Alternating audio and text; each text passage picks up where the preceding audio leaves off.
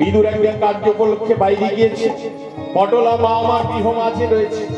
এমন সময় গোবিন্দ এসে দরজায়, সদর দরজাখানি মা বন্ধ করে দিয়ে, আঙিনার মাঝে কুয়ো আছে, নিরভরণা হয়ে মা আমার কুয়োতে স্নান করছেন পটলা মা। এমন সময় গোবিন্দ এসে দরজায় কড়া মেরেছে।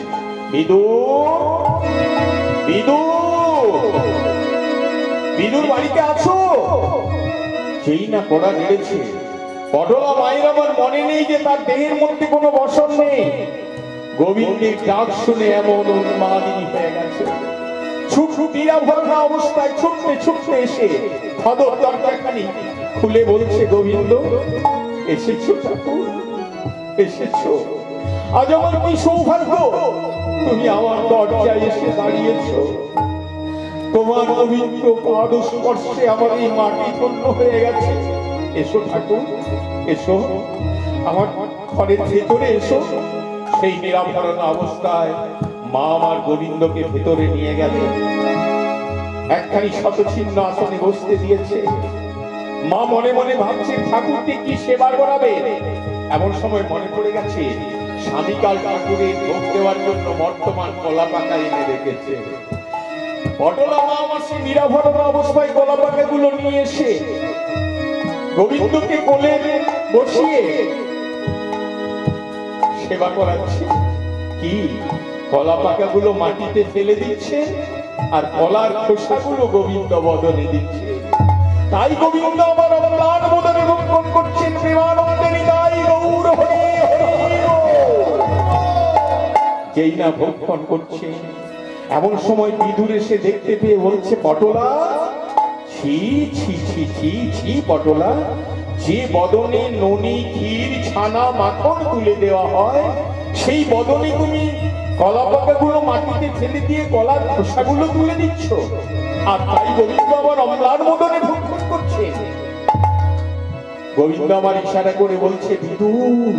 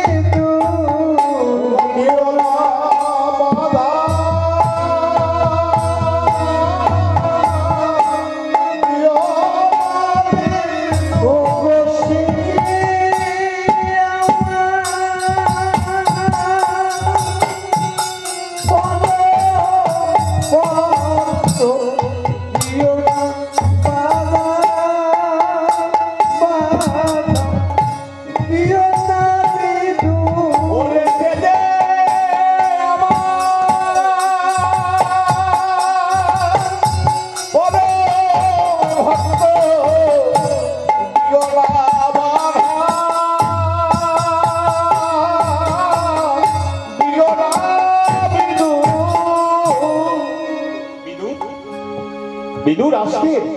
পটল আমাকে বড় যত্ন করে খাওয়াচ্ছে, ওকে তুমি ডেকে আনা করে দিও না বিদুর, আমার বড্ড খিদে পেয়েছে। বিদুর বলছে, ঠাকুর, এই না হলে তোমার লীলা ঠাকুর।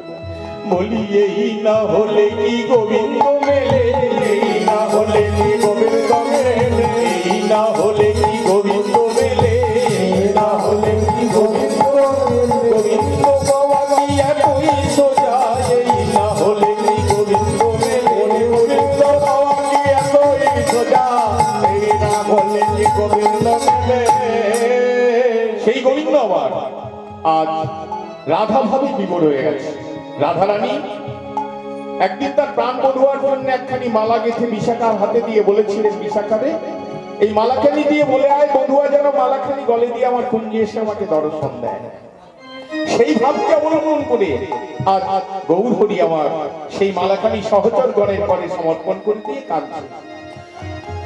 আজি বাসুদেব ঘোষের মনেতে আশা গৌরাঙ্গ দুর্গল ভরসা ওরে বাসুদেব ঘোষের মনেতে আশা গৌরাঙ্গ যুগল মন ভরসা বাসুদেব ঘোষ মনেতে আশা গৌরাঙ্গ যুগল মন ভরসা ওই চরণে শরণেরা ওই চরণে শরণেরা আয় চরণ ওই চরণে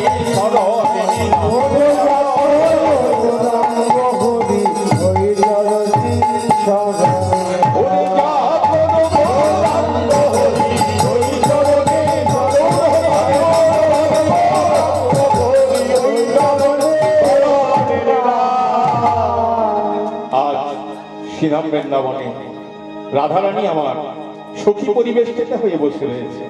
ললিতা বিশাখা, চিত্রা চম্পকলতা, তুঙ্গবিদ্যা, রঙ্গদেবী, কপিলা, সুদেবী সকল সখীবৃন্দ তাকে ঘিরে বসে আছে। তারা আর কোথায় মগ্ন হয়ে আছে। বিরল তীরেরা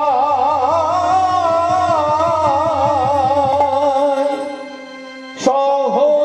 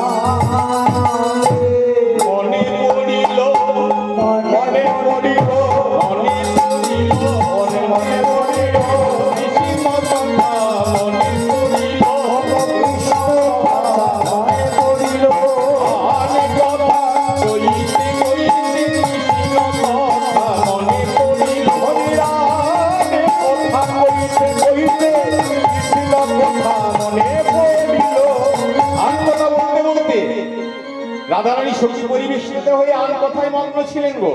আন কথা বলতে বলতে কৃষ্ণ কথা মনে পড়ে গেছে।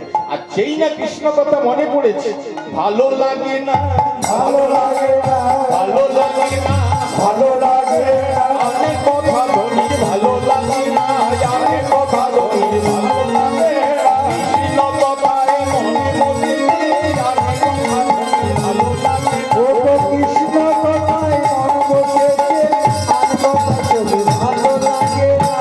যেই না কৃষ্ণ কথায় মন বসে গেছে, আপনি আন কথা আর ভালো লাগছে না। আমাদের কি সেটা হয় মা? আমাদের যদি আন কথা বলতে বলতে আমাদের বেশ 4-5 জন থাকি আর আন কথা বলি, আমাদের আন কথায়